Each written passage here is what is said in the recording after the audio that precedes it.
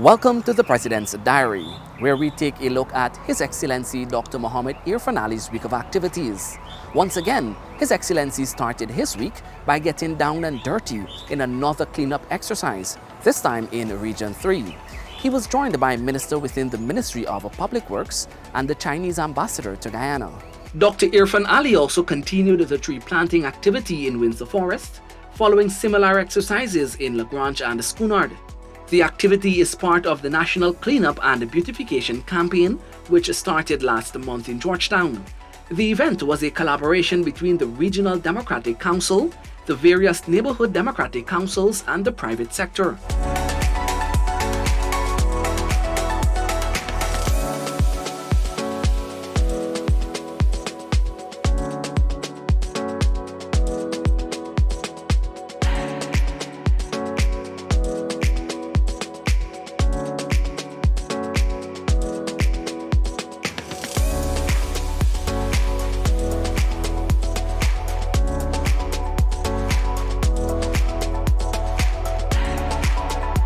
On Tuesday, His Excellency attended a networking reception in honor of the visiting UK trade mission at the British High Commissioner's residence.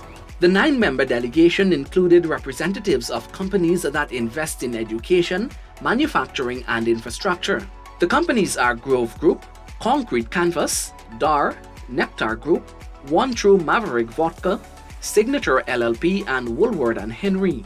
Along with the president and host of the evening, Her Excellency Jane Miller, Deputy High Commissioner Ray Davidson, Managing Director of the Caribbean Council Chris Bennett, CEO of GoInvest Dr. Peter Ramsuru, President of the Georgetown Chamber of Commerce and Industry Timothy Tucker, and other private sector representatives were also at the networking event.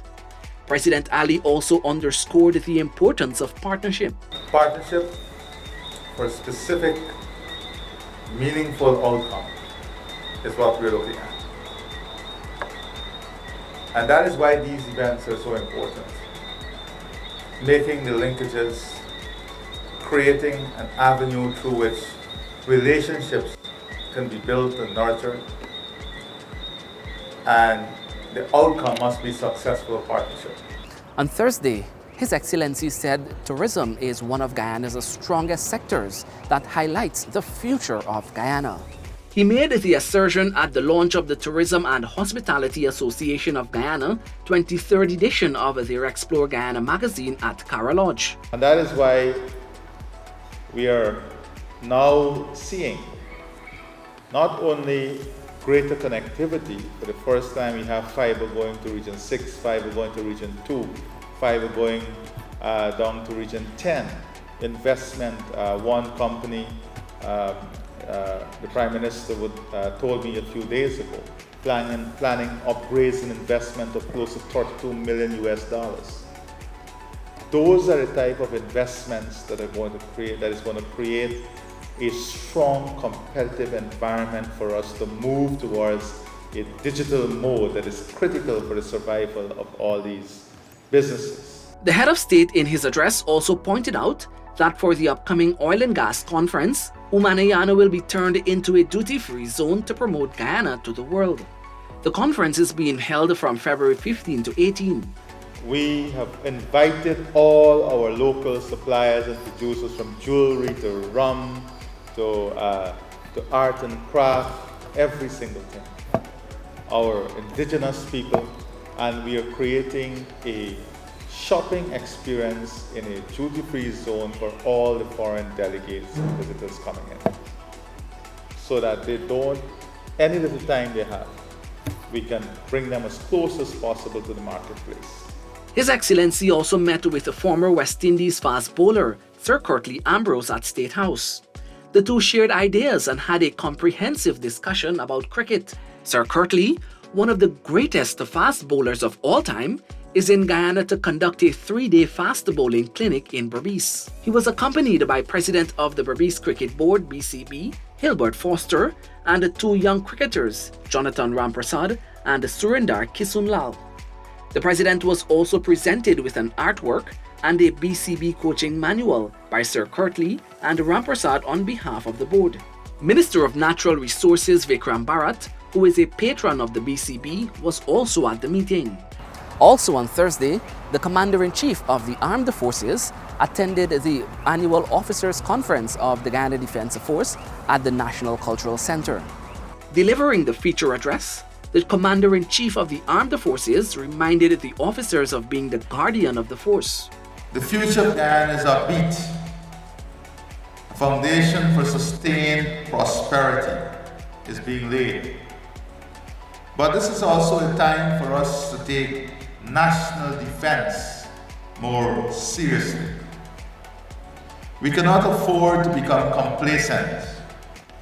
We must seize the moment so as to ensure a secure future for present and future generations. It is against this backdrop that the President said the Guyana Defence Force is integral to the nation's development. The force will be expected to play a more concerted role in Guyana's development, one that has already been outlined in our country's national defense policy. In my inaugural address to the annual Officers' Conference last year, I outlined our national defense policy and the levels at which the policy will be exercised. I said then that our defense policy is undergirded by civilian control of the military and guided by our fervent desire for peace, the protection of our territorial integrity, the deterrence of external threats and acts of aggression, the safeguarding of the national patrimony, and the promotion of fraternal relations with other states and of good neighborliness. Additionally, Dr. Ali gave insight on efforts being made to date towards the implementation of the country's national development policy. Over the past year, we have advanced national security. We have fostered good neighborly relations.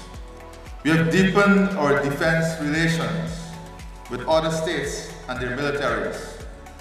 We continue to strengthen the capacity and the capabilities of the force. We've improved the welfare and training of ranks, and we have ensured that the force is more involved in community and national development. And I want us to applaud the efforts of all of you and the men and women who continue to work in realization of this goal. This has been the President's Diary, where we took a look at His Excellency Dr. Mohamed Irfaan Ali's week of activities. Thank you for watching and do join us again next week. Goodbye.